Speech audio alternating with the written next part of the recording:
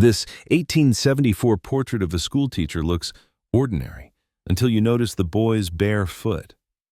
The image appears proud, even triumphant. Three people stand before a rough plank building with optimism written across their faces, but something in the composition refuses to settle, something that once you see it will not let you look away. Dr. Mara Hendricks had been cataloging the Freedmen's Bureau educational collection at a university archive in Charleston for almost 9 months when she first laid eyes on the photograph. She had sorted through hundreds of images from the Reconstruction era, most of them formal portraits of teachers, proud graduates clutching certificates, school buildings rising from the red clay. This one arrived in an unmarked envelope tucked inside a ledger box. No accession number, no donor card. Just the photograph itself, a 4x6-inch albumen print mounted on cardboard backing. The image showed a young black man, perhaps 25, wearing a dark jacket and white shirt. His posture was upright, confident. To his right stood 2 boys, maybe 8 and 10 years old, each holding a slate tablet. Behind them, the weathered boards of a schoolhouse caught the afternoon light. The older boy wore shoes, the younger one did not, and his left foot, the exposed one, told a story the rest of the photograph tried to obscure. Mara adjusted her desk lamp and brought the print closer. The foot was swollen along the ankle.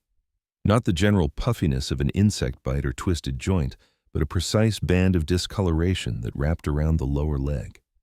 The tissue was darker than the surrounding skin, modeled in a way that suggested deep bruising. And the pattern was too regular to be accidental. It formed a ring, as if something had been fastened there with force. She looked at the boy's face next. While the older child gazed straight at the camera with a cautious confidence, the younger one's eyes held something else. Not fear exactly, but a kind of exhausted knowledge. His jaw was set. His free hand, the one not holding the slate, was clenched at his side. This was not a child who had simply lost a shoe on the walk to school. Mara reached for her magnifying glass and examined the foot again. The circular bruising was unmistakable. She had seen marks like this before in medical examinations from slave narratives, leg irons, shackles, restraints designed to leave a signature on the body. But this photograph had been taken years after emancipation, in an era when such devices were supposed to belong to the past. Yet here was the evidence, preserved in silver salts and light. This was not just a portrait of a teacher and his students. Something here was deeply, deliberately wrong. Mara Hendricks had spent 12 years working with archival photographs.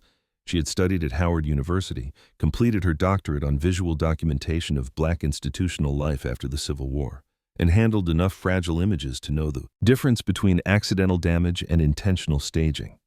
She specialized in reading photographs against their apparent intentions, in finding the stories that existed in the margins and shadows of official narratives. Most portraits from the Reconstruction period followed predictable patterns. Teachers posed to show dignity and progress. Students arranged to demonstrate discipline and ambition. Buildings photographed to prove that freed people could build institutions as solid as any white communities. This image followed those conventions on the surface, but something about it felt urgent rather than celebratory. The teacher's expression was too intense, the composition too deliberate, and that exposed, injured foot placed exactly where the light would catch it. She carefully removed the photograph from its cardboard mount. The backing was thick, yellowed at the edges, with a faint embossed stamp in the lower corner. She angled it under the lamp. J. Weston, photographer, Beaufort, S.C. Below that, in pencil, someone had written a date, June 14, 1874. And below the date, almost too faint to read, 3 words that made her pulse quicken: before they burned it. Mara turned the photograph over. On the reverse side, in the same pencil hand, was a list of names. Reverend Isaiah Fletcher, Samuel Cobb, age 9, Thomas Cobb, age 7. And then, separated by a line, 3 more words. They took Thomas. The next morning, she pulled the 1874 city directory for Beaufort County. J. Weston had operated a studio on Bay Street from 1868 to 1881, advertising portraits for all citizens, fair prices. The notation, all citizens, was significant. Many photographers in South Carolina during this period refused black clients or charged them inflated rates. Weston appeared to have been one of the few who actively courted the freedmen's trade. She found Isaiah Fletcher next, listed in the South Carolina tax assessments for 1873 and 1874, as owning a small plot of land near the town of Sheldon, about 12 miles inland from Beaufort. His occupation was recorded as teacher. The plot was described as containing one timber structure used for educational purposes. The census records gave her more. Isaiah Fletcher, born enslaved in 1849, had been freed at age 16 when Sherman's forces marched through the region. By 1870, he was listed as literate, one of perhaps 36 black men in the county who had learned to read before emancipation or in the chaotic years immediately after. By 1874, he was running a school for freed children, funded through a combination of Freedmen's Bureau support and community donations. Samuel and Thomas Cobb appeared in the same census, living with their mother, Dinah Cobb, a laundress. Their father was not listed, which was common enough in the records. What was less common was what Mara found when she cross-referenced the name with the local newspaper archives. On June 11, 1874, 3 days before the photograph was taken, the Beaufort Republican had run a brief notice. Negro boy recovered after several days missing. Authorities investigating. No names, no details, just that spare, clinical sentence. She called Malcolm Reeves, a historian at the University of South Carolina who specialized in Reconstruction-era violence. They had worked together on a project 2 years earlier, documenting the activities of white paramilitary groups in the South Carolina Low Country. Malcolm knew the period's patterns of terror better than almost anyone. "Tell me about school burnings in 1874, she said, after describing the photograph. Malcolm was quiet for a moment. Then he said, "June of 74, that's right in the middle of it. The Hamburg massacre was 2 years later, but the violence against schools and churches started earlier, especially in the rural counties. You're looking at a photograph from Sheldon?" "Near Sheldon, a one-room school run by a man named Isaiah Fletcher." "Did the school survive?" "I don't know yet. The photo says before they burned it, but I haven't found a record of the fire." "You won't," Malcolm said. "Most of them were never officially reported. The Freedmen's Bureau kept some records, but by 74, federal support was collapsing. A lot of these incidents were handled locally, which meant they were buried locally. White officials didn't want to document what they couldn't or wouldn't prosecute. What's the detail that caught your attention?" Mara described the boy's foot, the circular bruising, the deliberate placement in the photograph. Malcolm exhaled slowly. "Leg irons were still being used," he said.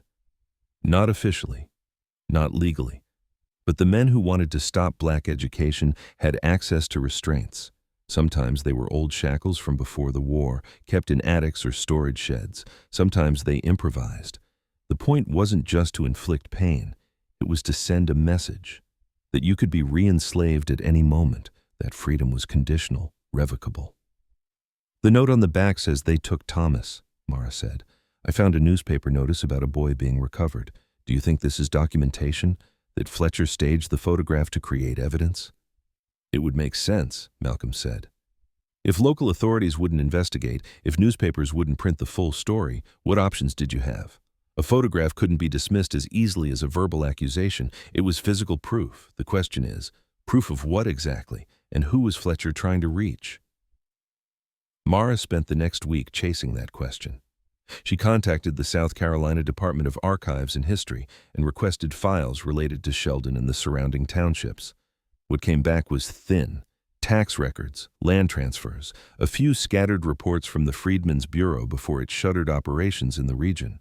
But buried in a box of miscellaneous correspondence, she found a letter dated June 20, 1874, written by Isaiah Fletcher to the Bureau's assistant commissioner in Charleston.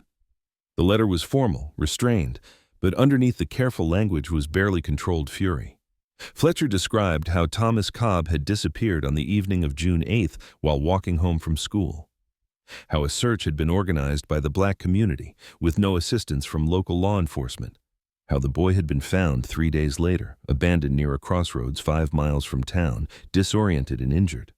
How he reported being taken by 3 white men who questioned him about his teacher, about who else attended the school, about whether any adults were learning to read.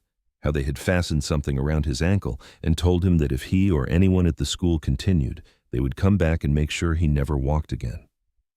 Fletcher's letter asked for an investigation. He named no suspects, but he described the boy's injuries in clinical detail. Contusions consistent with restraint, abrasions suggesting he had been dragged, and a distinctive pattern of bruising around the left ankle that matched the dimensions of a standard manacle. He closed by noting that he had arranged for a photograph to be taken as documentation and that he was forwarding a copy to the Bureau's central office in Washington.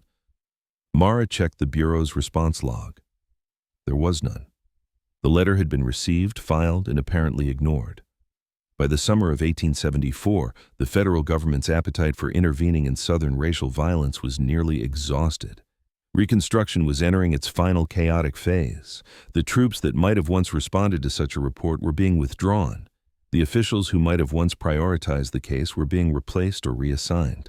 Fletcher's letter had arrived too late, into an institution that was already closing its eyes. She traveled to Sheldon on a Friday in early spring. The town was small, barely more than a crossroads with a post office and a general store. The land around it was flat and green, cut through by slow-moving creeks and stands of pine. She had an address from the tax records, but the coordinates led her to an empty lot overgrown with brush. No schoolhouse, no marker, just a patch of ground that might once have held a building. She asked at the general store if anyone knew about a school that had operated in the area during the 1870s. The clerk, a white woman in her 60s, said she'd never heard of it, but she suggested Mara talk to Mrs. Lorraine Simmons, who lived a mile down the road and whose family had been in the area for generations. Mrs. Simmons was 83, sharp-eyed, and suspicious. She sat on her porch and listened to Mara's explanation with her arms folded. When Mara mentioned Isaiah Fletcher, the woman's expression shifted slightly. "My grandmother talked about that school," Mrs. Simmons said. "She didn't go herself. She was too old by then, but her younger cousins did. It only lasted a year, maybe less. Do you know what happened to it?" "Same thing that happened to a lot of them. It burned." "Was there an investigation?" Mrs. Simmons gave her a long look. "You're asking the wrong questions. There was no investigation because no one in power cared. The men who burned it were the same men who ran the county, or their brothers, or their cousins. You didn't investigate yourself. Do you remember hearing about a boy who was taken? Thomas Cobb?" The woman nodded slowly. "That name came up. My grandmother said the teacher took a photograph after to show what they'd done, but nothing came of it. The boy's family left the area not long after, went north or maybe to Charleston. A lot of families did if they could afford to." "And the teacher?" "He stayed for a little while. Then he left too. I don't know where." Mara thanked her and walked back to her car. She stood for a moment in the empty lot, trying to imagine the building that had once been here. One room, rough timber, windows without glass, benches instead of desks, a teacher barely older than some of his students, teaching children whose parents had been forbidden to read. And then, in the space of a single night, all of it reduced to ash. Back in Charleston, she contacted Dr. Evelyn Marsh, a specialist in Reconstruction-era terror networks at Emory University. Evelyn had written extensively about the paramilitaries that operated in South Carolina after the war, groups with names like the Red Shirts and the Regulators. They functioned as enforcers of white supremacy, targeting black political leaders, teachers, and anyone who challenged the old social order. They operated openly in some areas, with tacit or explicit support from local law enforcement. In others, they worked in secret, relying on intimidation and the knowledge that their victims had no real recourse to justice. "The pattern you're describing is classic," Evelyn said, after Mara explained the case. "Abduct a child, question them about their teacher and classmates, injure them in a visible way, then release them as a warning. It served multiple purposes. It terrified the community. It gathered intelligence about who was organizing education efforts. And it sent a message to any white allies that their involvement came with consequences." "The injury itself," Mara said. "The circular bruising around the ankle. Would that have been deliberate?" "Absolutely. These weren't random acts of violence. They were theatrical. The goal was to create an image of black people as still subject to control, still symbolically enslaved. Using a leg iron or something similar reinforced that message. It said, 'You may be legally free, but we can still treat you as property.'" "And the photograph? Why would Fletcher stage it?" because he understood that words could be dismissed, but images had power. If he could document the injury, if he could show that this wasn't some accident or exaggeration, he might be able to force someone in authority to pay attention. Obviously, it didn't work, but the instinct was sound. He was trying to create evidence in a system that refused to see. Mara pulled the county coroner's records next, looking for any deaths associated with the school. She found 2 entries from late 1874, both ruled accidental. One was a child who drowned in a creek, the other was a man in his 20s who died in a fire. No names, just bare descriptions. But when she cross-referenced the date of the second death with the tax records, she found that Isaiah Fletcher's property had been assessed as destroyed by fire in November of that year. The timber structure was gone, and Fletcher himself had left no forwarding address. She found him again in the 1880 census, living in Philadelphia, working as a clerk. He was married by then, with 2 children. His occupation was listed as assistant bookkeeper at a shipping company. He had stopped teaching. By 1900, he had disappeared from the public record entirely, but she found the Cobb family in the 1880 census as well, living in Washington, D.C. Dinah Cobb was still working as a laundress, Samuel was listed as attending school, and Thomas, now 13, was recorded as employed, working as a messenger. His occupation note included a single word in parentheses: lame. The photograph had been his last chance at an ordinary childhood. After the abduction, after the injury, his options had narrowed. School had become too dangerous. His body had become marked, evidence of a crime no one would prosecute. And Fletcher had documented it, not because he thought it would bring justice, but because someone needed to witness what was happening before it was erased entirely. Mara presented her findings at a faculty seminar in late April. She projected the photograph on a screen and walked through the evidence: the teacher's letter, the newspaper notice, the coroner's records, the census data. She explained how the image functioned as a form of counter-documentation, an attempt to create a record that resisted the official silence. The response was mixed. Some colleagues were fascinated, eager to see the photograph included in a forthcoming exhibition on Reconstruction. Others were more cautious. One senior professor pointed out that the evidence was circumstantial, that they couldn't definitively prove the bruising on the boy's ankle was from a leg iron. Another suggested that displaying the image might re-traumatize descendants, that it risked exploiting black suffering for academic purposes. "We're not exploiting anything," Mara said carefully. "We're honoring what Fletcher tried to do. He took this photograph knowing it might be the only record. To hide it now, to keep it in a box because it's uncomfortable, that's the real betrayal." The seminar ended without consensus. But 2 weeks later, she received an email from the university's provost. The archive had been approached by a documentary filmmaker working on a project about resistance and documentation during Reconstruction. They wanted to feature the photograph. The provost wanted Mara's recommendation. Should they allow it? She said yes on one condition, that they make every effort to locate any living descendants of the Cobb family, and that those descendants be consulted before the image was used publicly. The search took 3 months. A genealogist traced Dinah Cobb's line through marriage records and death certificates. Thomas had died in 1918, childless, but Samuel had married and had children, and his granddaughter, a woman named Patricia Lawson, was still alive and living in Silver Spring, Maryland. Mara called her on a Wednesday afternoon. Patricia was 71, a retired teacher herself. When Mara explained the photograph, Patricia was silent for a long time. "I knew my great-uncle Thomas had been hurt as a child," Patricia said finally. "My grandfather told me once that something had happened at a school, that Thomas never really recovered, but he didn't give details. I think it was too painful.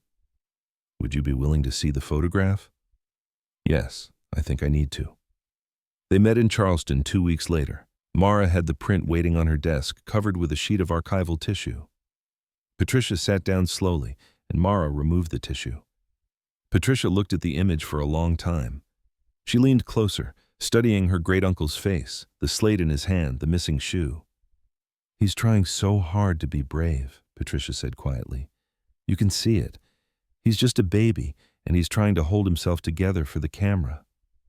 Your great-great-grandfather Isaiah, he took this to try to get help. It didn't work at the time, but it's evidence now. Evidence that what happened to Thomas wasn't an isolated incident, that this was systematic." Patricia nodded. "I want people to see this. I want them to understand that my family fought to learn, that even when they were terrorized, they didn't stop, and I want them to know what it cost." The photograph went on display that fall, part of an exhibition titled Witnesses, Reconstruction, and the Archive of Survival.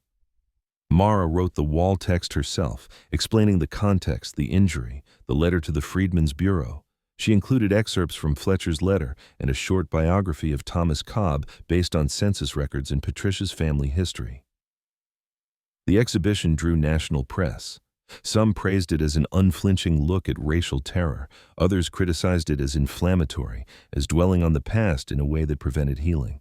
But Patricia came to the opening, and she stood in front of the photograph for a long time, with her children and grandchildren beside her. And when reporters asked her what she felt, she said simply, "I'm grateful he's finally being seen." The archives received dozens of similar photographs over the following months. Other teachers who had tried to document violence. Other families who had kept images that told stories no one had been willing to hear. Not all of them were as clear as Fletcher's photograph. Not all of them came with letters or names. But they existed, a parallel archive of resistance and witness, each one a small act of defiance, a refusal to let the violence be forgotten. Mara thinks about that sometimes, late at night in the archive when she's cataloging new acquisitions. How many images are still out there, tucked into attic boxes or pasted into family Bibles, waiting for someone to notice the detail that doesn't fit? How many stories are still compressed into a single frame, waiting for the right question to unlock them? Photographs are not neutral. They are arguments, claims, acts of preservation, and the ones that survive, the ones that make it into institutional collections, are only a fraction of what was created. The rest were lost, destroyed, or hidden so well that they became invisible.